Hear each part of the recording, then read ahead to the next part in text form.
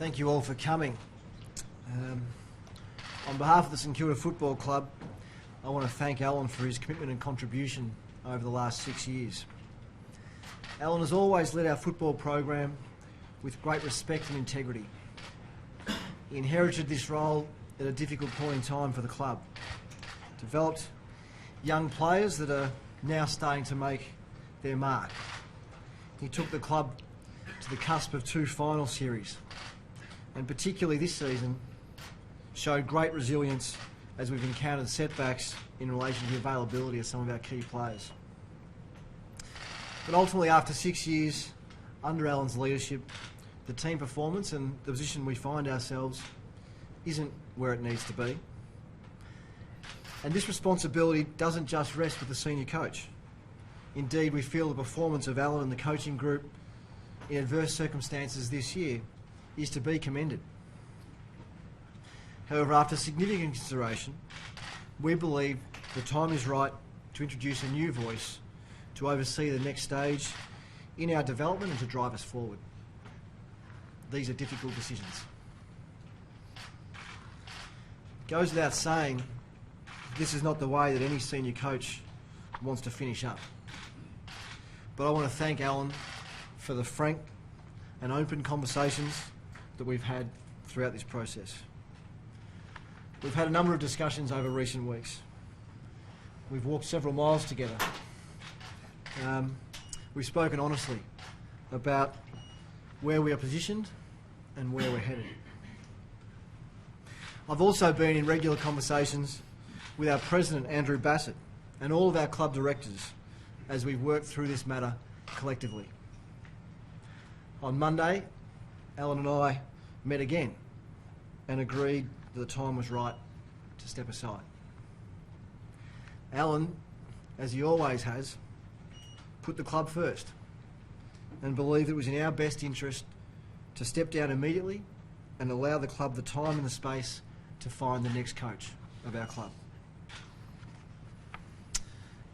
By virtue of his character and his commitment, Alan leaves this role in our club in better shape than he found it. He taught our players and our staff many things. For mine, from the moment I walked into the club, I've admired Alan for living the mantra that leadership involves not always doing things right, but always doing the right thing. There's been highs and lows over this journey. Defying the doubters to narrowly miss finals by percentage in 2016 was a terrific year. And there's been difficult times too. There were some big losses back in that first year in 2014. There's been retirements of some of our club greats, and then emotional moments such as the passing of Matty Revolt. I'd like to thank Alan's wife, Joanne, and his boys, Ben and Lockie, for lending so much of their husband and their dad to the Saints over the past 6 years. We've loved having them at our footy club, and just like Alan, we're stronger for their involvement. Alan's been a terrific role model for all the players who have played at St Kilda since 2014. And every player who has departed our club under Alan's leadership has done so with respect and with dignity. This is the mark of the man, and it's why his impact will be felt here beyond his tenure as the club's second longest serving coach. Alan's never shirked a hard conversation or decision, and this week is no exception. I'll be happy to take questions after Alan has had a chance to speak, which I'll hand over to him to do now. I'd actually just like to throw it to questions. Probably I'd ask Matt not to talk about my family, so I just would rather respond to questions just a minute. Richo, Matt's obviously mentioned that you're the second longest serving St Kilda coach. Yep. This year obviously you had injuries, you've been on a process of trying to get the team to respond. What's your overriding motion about you feel you've got unfinished business, or do you think you've given it your all? Oh no, definitely proud of the fact that myself and the coaching group have given it our all. It was a tough year last year for the footy club and for everyone involved, and I'm really proud of the way that the group has responded in what's really been challenging circumstances. The situation with Robbo and with Paddy and Jacko. You know, that's tough. You know, when you work in a footy club and you understand how tight you need to be to have success, and for our boys to work through that. Yeah, I'm really proud of that. Yeah, but there is certainly a disappointment to the fact that you can't finish things off. It's not a job, it's a journey. You're here to win a flag.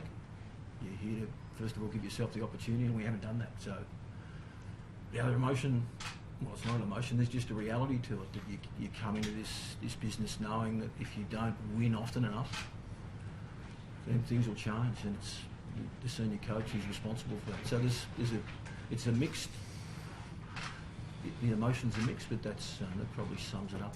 Richo, when did that reality become evident to you that next year would be hard for you to keep your job, or even impossible for you to keep your job?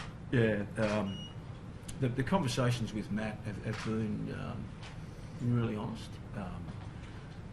Starting from the start of the year, on the back of the year before, that the team is going to need to show significant improvement. As I said, I think the group's done a pretty good job, and I'm really proud of the way that we've been able to channel their energy and their focus in terms of the way that we want to play. There's a bit of change with all that, new staff, etc. But I caught up with Matt after the Kangaroos game down in Tassie, and it was then that there was, there's some real frankness about the unlikelihood of going ahead. No decision had been made, but certainly Matt, I presume, felt it was the right time to really be quite transparent in terms of what that might look like. And so it then becomes really difficult. I personally found it then, a real challenge to be able to be the coach that I needed to be. There's still a lot of footy, left in the air. Still 6 games of footy. There are conversations with players that we're not allowed to talk about from other footy clubs, that you're turning up and you're pitching and you want them to join your footy club, and there's uncertainty around the senior coach. That doesn't really work. And certainly, once you get an understanding where it all sits, the footy club needs to start a process in terms of looking for a coach. So really, it's as simple as, I've had my crack at it. It hasn't worked. It's time for someone else to have a go. What did that conversation sound like? Was it you need to make finals, or what did that actual conversation after that Melbourne game sound like? Oh no, that's I don't want to get caught up in the detail, but it was about improvement and growth, and we were all really clear in terms of what that needed to look like. Was it hard telling the players? Sorry? Was it hard telling the players? Yeah, it was. As I said, it's been a really emotional year. The start to the year, given how much Dylan Robinson means to the group, and Paddy McCartan means, and even Dan, the frustrations for Dan, it takes its toll. Jack Stephen, but they've just been outstanding, and so there's a sense of you're jumping out with 6 weeks to go. You take on the responsibility to do the right thing and lead and be the person that gives the direction, and then all of a sudden that changes. So that's I imagine anyone would find that challenging. I tried to make it easy on myself and crack a few gags, which in itself is pretty funny because I'm very not funny, and the boys said a little bit. Gears is a bit like me. He's got no sense of humour, and he tried. But yeah, no, it was actually ended up being a good chat. Richo, you're probably perceived as one of the nicest, especially senior coaches, including the nicest people in footy. Did you perhaps lack a hard edge on reflection that perhaps could have made a difference? Oh no, I think as a coach you've got to be who you are. I don't feel any sense of unease about being a good person. And I reckon most of that comes from perhaps the way that I've treated this group of people, the media. I admire my old coach Lou Matthews in terms of the way he treated the media. As a young bloke, I admired people like John Kennedy and Alan Jeans in terms of the way they treated the media. I'm sure if you ask the players, about whether I was hard enough on them. I think you get a greater understanding of the balance of my coaching, but no, I'm really comfortable with the way I coach. Richo, you get to the end of last year and things are in a pretty bad place at this football club. Yep. A lot of change and you have no luck whatsoever. How proud are you of what the team has managed to achieve this year? I mean, the results aren't great, but just the Yep. fact that they've at least kept having a crack. Yeah, we've had a couple in the last month that we're not proud of, Yep. and it's really been quarters. The third quarter against Brisbane, the start of the game was really disappointing. Obviously down in Tassie, but no, this group's they're made of the right stuff. It's it'll be someone else's job now, but no, I think it's quite exciting, and you know, particularly the performance against the Cats on the weekend. Some of their young blokes, you know, really came to the fore. You know, people like Caulfield and Clark, Patton, Marshall. When you don't have, you know, the Websters and the Robertsons and the Gearys and these sort of blokes out there leading the way for some of these young blokes to step up. Yeah, I'm really proud. I'm proud of Seb Ross in the absence of Gears. I'm proud of the evolution of Geary, who had to follow such an outstanding leader in Nick Rewalt. They've done a really good job. And you speak of your mixed emotions. Mate. You speak of your mixed emotions. Are you looking forward to getting back to the ride on Marla out of Warrandyte and having a bit of a break? Because it must have been a grind for you the last few months. The last little period, I reckon, for anyone when there's uncertainty about their future, can be challenging. No, I'm looking forward to having a break. Do you think you'll stay in footy? Do you want to stay in footy? I'm not sure. Too early? I'm not sure it's early. It's pretty raw. It's really only come to, you know, a conclusion yesterday. Jimmy Webster's got a job lined up for me though. I went down to Jimmy's neck of the woods early in the year and had a crack at shearing a sheep, so he's teed up a job for me down there shearing sheep. I'm not sure I'm going to go for that, but it's good to have an option. Richo, what did you say? Sorry, just at the start of the press conference, you did something about your family. Can you explain that? No, just that.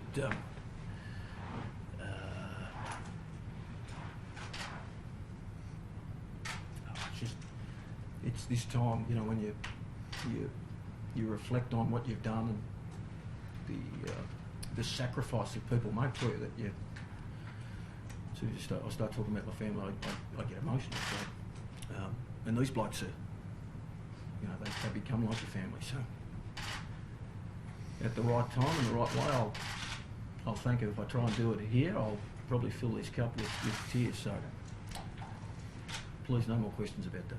Do you have a regret from your time at St Kilda? Is something that you regret you didn't do, could have done, but things may have gone a different way? I regret we didn't kick it through the goals more. No, I'm really proud of the fact that when the club was looking for a coach to win its second flag, that it knocked on my door. It was a time in my life that I probably thought that had passed me by. And then then to be recontracted twice when the team's not playing finals, I think says a bit about, you know, how confident that those that make that decision were in me. I'm proud of that. I'm proud of the way that, you know, I've worked with all these guys and the connection that I have. So I can't. I'm sure there's things that, you know, last year wasn't good, and the way that I performed last year, wasn't anywhere near as consistent as it needed to be. But I think I've always been someone who put my hand up and acknowledge that and look to improve and grow. Richo, coaches end up carrying the can invariably for recruiting decisions. I know that the club's boosted footy department now recently, but do you think you've at times been unfairly, I guess, maligned in light of the club's recruiting decisions? Do you feel it's sort of fallen on you too much for a consistent period? I think the club has done a good job in terms of the way that it's managed its list. I think that the evolution of the people that we have in charge, there's a lot more experience there now, but we've had a little bit of bad luck with you know, Paddy didn't really get a run at it. I mean, even this year, we knew Kingy coming in, you know, he's obviously not going to play footy. Jack Vitale was the next one. They're going to be good players. They're a chance to be really serious players. I don't know, I just mentioned Jack Vitale. He's another one that the club hasn't seen, our fans haven't seen yet. It'll be someone else coaching them, but you know, there's an enormous amount of talent on this list. I'm proud of the fact that we haven't lost a player that we wanted to keep, that they've seen that we're heading the right way. You know, the recent ones, like Bresh and like JB, that's you know, that's a big part of my role, to make sure that players want to be here, and yeah, that's been really positive. Richo, there's that game 2 years ago against Richmond. You know, it looked like one side was going top four and the other wasn't. Yeah. And the exact opposite happened. What happened from there? You mean after the game? Just that game, Yeah. sort of, from what that seemed to be a real sliding doors moment for Richmond, but especially for the Saints. That was a high point of your coaching career, I reckon. Yeah. At the time at St Kilda. It's hard to say. It's a lot of things. It's always a balance of personnel. It was a young group. It coincided with a couple of our more experienced blokes getting to the end of their career, and not being able to maintain. That's been our challenge all the way through. That you know, we need to own that as a group. It's part of the reason I find myself here now. We just haven't been consistent enough. So it's time for me to jump out of the way. We know that when we take on the role, that you've got to make a difference. You've got to get the team to perform, and we've been inconsistent, and so that's to some extent been our journey. There's been some strong performances. The performance that I'm so proud of is a few years back when the club had its 66 reunion night, and we played the Maggies, the team that the club beat in that grand final on the MCG. Leading into that, we certainly wouldn't have gone in as favourites, and just an outstanding performance. I remember sitting there in the function afterwards, just watching the players that had played and the interaction between them and the guys that had played in the premiership, and it was pretty special. So there's been some highs, there's been some lows, and on balance, it's been too inconsistent. So the change needs to happen. Richard, who you were given the best opportunity by the football club to succeed? Obviously, the depth is highly spoken, but do you feel that you were given the best opportunity to do what you wanted with this club? Yeah, we as a footy program, we wanted for nothing, and no greater example than the change that was made this year. I mean, the coaching group that I had was a strong group, but the commitment to make sure that we could do whatever we can to improve meant that we would go after experience like Lay and Ratton to support Playfair and Hamill and these guys. And so, one of the benefits of working a lot of footy clubs, you can see if there's gaps. Where do we miss out in strength and conditioning or medical? No, there's no gaps. It's just we just weren't consistent enough. But I think the group is getting really close to being that. Which sounds, we've just lost 4 in a row. It sounds. I'd imagine you're sitting there thinking, coach, you're still a fair way off the mark there. And I'm really confident this group has what it takes to become. I saw it early in the year, to become a really consistent performer. I saw it on the weekend down at Geelong against the best team in the competition on their deck for big parts of the game.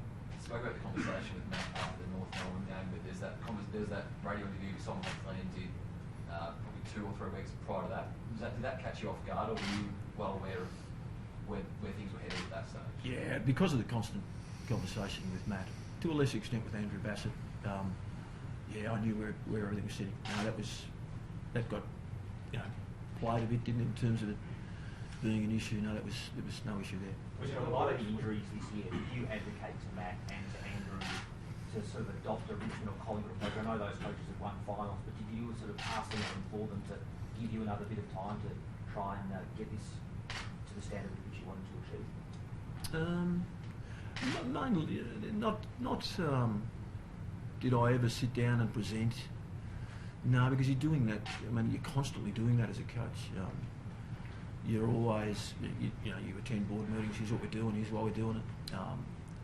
Issues like the performance of the team, particularly when you're the senior coach, are front and centre. And why we're not quite as consistent as we like to be. You can imagine for probably the first half of the year that was heading the right way. This back period has not gone the way that we, as a footy club, have wanted it to be. But I've certainly had, I've always felt, and this is perhaps going back to your question, incredibly well supported. What about the home game in China? How do you feel about that? I think that is going to end up being a really good situation for the footy club. We didn't make the most of it this year. I think there were circumstances over there that to some extent were out of our control. A lot of blokes got crook. It was good for some of our waistlines, not for the players. It was okay for me. I think commercially, for this whole thing to work, it's a chance to be a really positive opportunity for the footy club from a commercial perspective. And I know that certainly the players embraced it. There'll be a sour taste in their mouth given the performance, but they'll be keen to get back and do something about it. Richo, was it your belief at the start of the year, or even earlier on in the year, that if you didn't play finals or didn't win a final, that you wouldn't be here in 2020? No, Tom, our conversation was always about improvement and growth. Yeah. Do you feel that uncertainty, which has been going on for a while, back to the role, affected the team's performance? The conversation I had with Matt after the Kangaroos game was that whilst it's reality and I get it, I just felt that, and that was a reflection of the way we started that game, that if it's not affecting the players, the further we go with this, it's going to.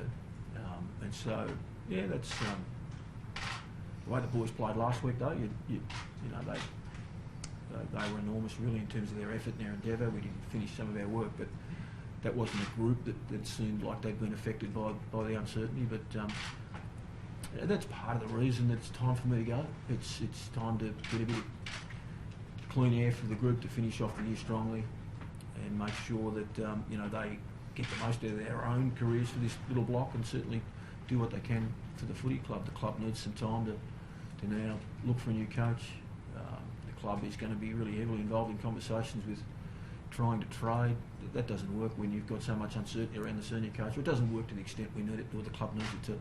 The 2019 purely an isolation this year alone, given the context with the injuries you've had, you feel like you've met expectations this season? I feel like, and I think Matt alluded to that in the way that I think that the coaching group, of which I'm the head of, has done a good job. Yeah, I do. But there is some reality to the fact that the whole thing's got to work. The business of the footy club's got to work. The belief from key stakeholders has got to be that we're going the right way, and it's time for me now to, given the sum of work and the fact that we haven't won enough games or been consistent enough, it's time for someone else to step in. Do you feel the current climate with two other clubs searching for senior coaches at the moment may have contributed, given you have had so many challenges in 2019? I know personally, in terms of the conversation that I had with Matt, I didn't sense that. There's some reality to that, I reckon, that the club certainly needs to get the best person for the job, and they need time, and they need to get that process underway. Absolutely. Do you believe the footy club was already starting to seek out other options when we were at the helm? No, in fact, I'm really confident, based on my conversations with Matt and with Andrew, that clearly there was some uncertainty about whether I'm going to be the person. They were looking at me and the performance of the team, but not were they looking or exploring, others. No. Richo, we had a conversation with Rats about what he should do as a caretaker. Any advice to him? How do you think he'll go? Yeah, I said get him to kick us through the goals a bit more. He's pretty experienced, Rats. He'll do a good job. He'll be fine. He's already built a really strong relationship, not only you give him the role. He's played not only with the forwards but with our whole team. Given he does offence, takes a lot of the training. He's been enormous, for me and for our players this year. So he'll do a really good job, and he doesn't. It's up to him now. So, Richo, just to clarify, you sought clarification with Matt and Andrew that they weren't chasing other people for your role while you were in it? Oh no, because of the noise and the speculation, that was something that we covered off. It wasn't me just seeking clarification. It came up in our conversation. Richo, you've always been so helpful and respectful with us, mate. So I think for media, we appreciate it. Wish you all the best. Thanks, Joe.